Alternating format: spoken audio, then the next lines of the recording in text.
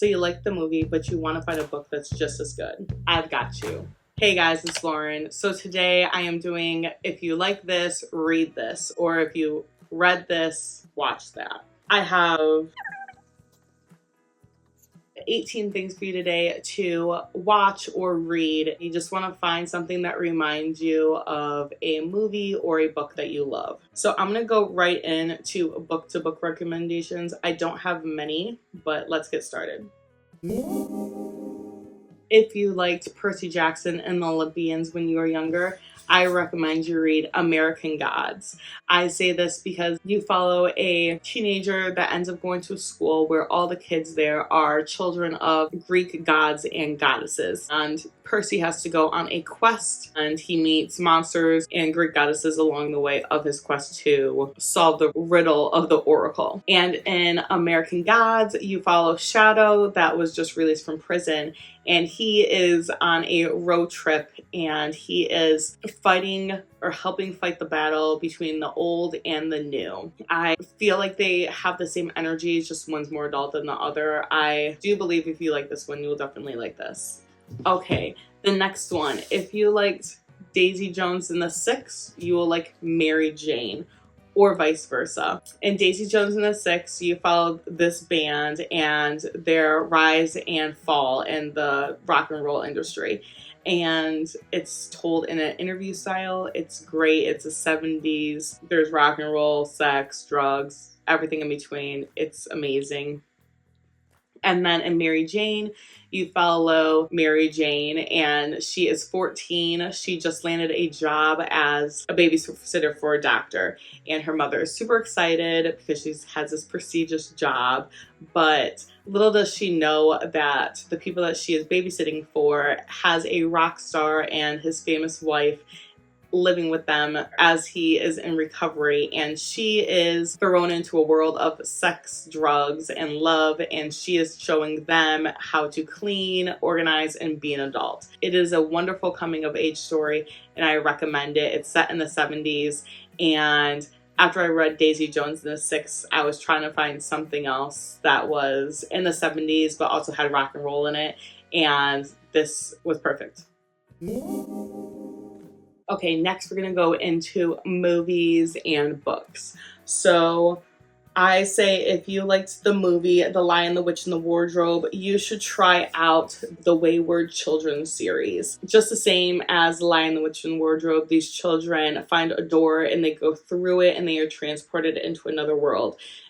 In the series, you follow a bunch of children in the school, and each child has their own story. It's a wonderful time. It's great to see different worlds being told in a great fantasy. Okay, the next one is The Hunger Games. I don't know if you can see this. The next one is The Hunger Games. If you liked The Hunger Games, I would check out Battle Royale. Or if you liked Battle Royale, read the Hunger Games series. In this, you are following districts, and each district has a boy and a girl that's thrown in to a deadly game to the death and until one wins. And then in a battle royale, you have school children that are thrown into a game until there's one survivor. If you liked Knives Out, I would recommend And Then There Were None. Honestly, any Agatha Christie, she does whodunit very well. In this book, you are following a group of people that are on in an island mansion, and one by one people are dying and they're trying to figure out who is the killer.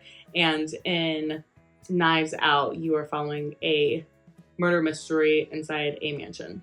If you are a fan of X-Men, I would try out The House in the Cerulean Sea. You follow a social worker that ends up going to this house where there are 6 dangerous magical children,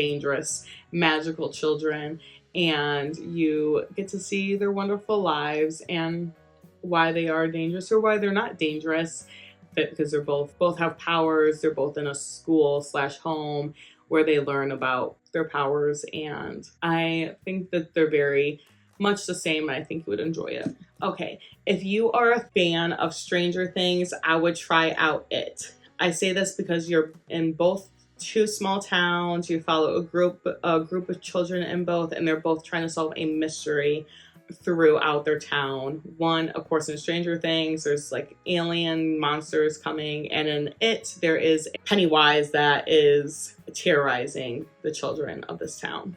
If you liked Small Favors, I would watch The Village. They're very much the same.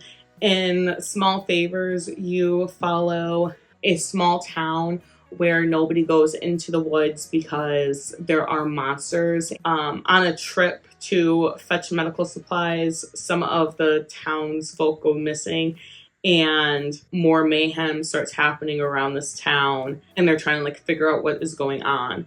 And in The Village, you follow this town that does not go into the woods because it is dangerous because there are monsters in there. A young woman has to go through the woods to get help. It's very good. That is a scary movie, so if you're not like into that, maybe like shy away from it, but definitely check out the trailer if you are interested. Okay, I have not read Bunny, but I know very much a lot about it, so I will say this. Bunny, if you like Bunny, I would read The Heathers, or vice versa.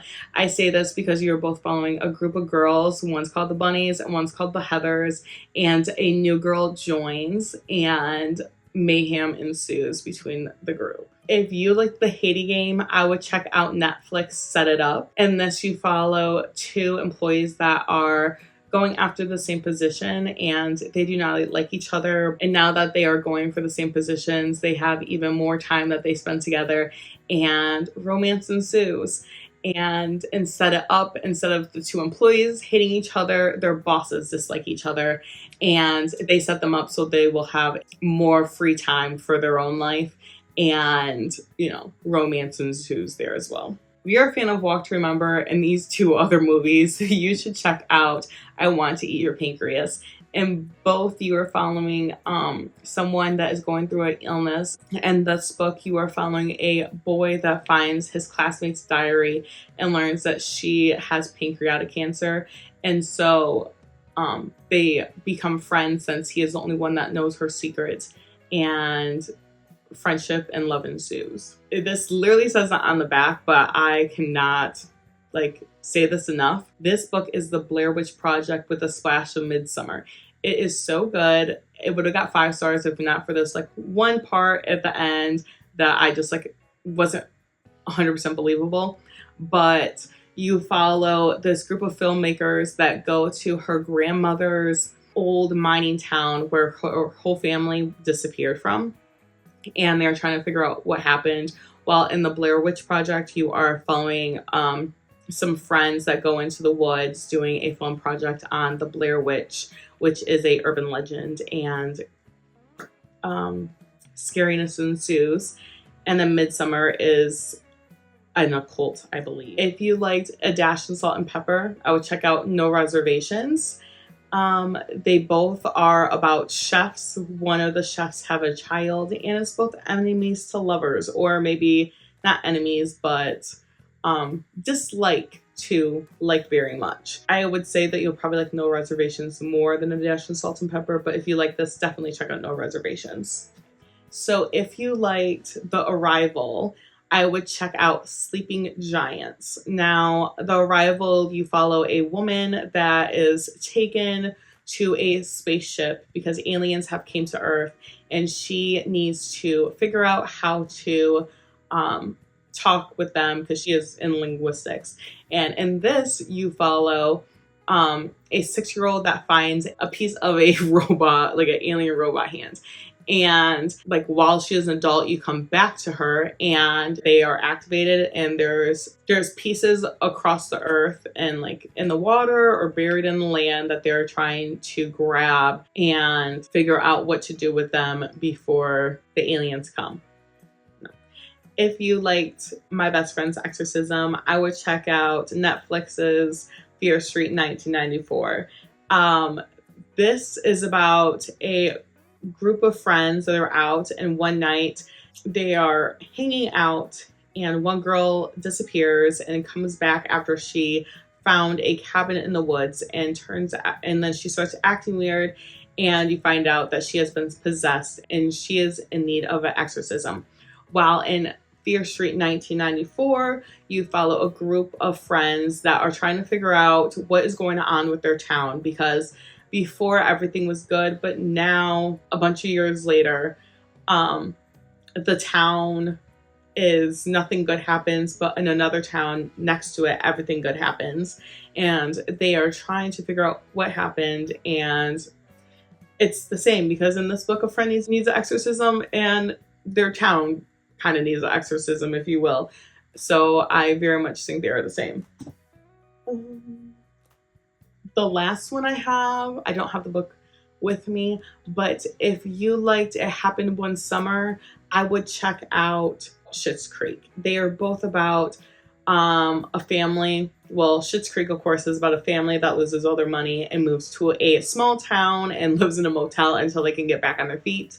And in It Happened One Summer, you follow two sisters that are thrown into a small fishing town where they are to look after their biological dad's bar as a means, not of a punishment, of teaching them how to be an adult, because the older sister ends up getting into trouble with her movie producer dad, I believe, and two socialites are now thrown into working.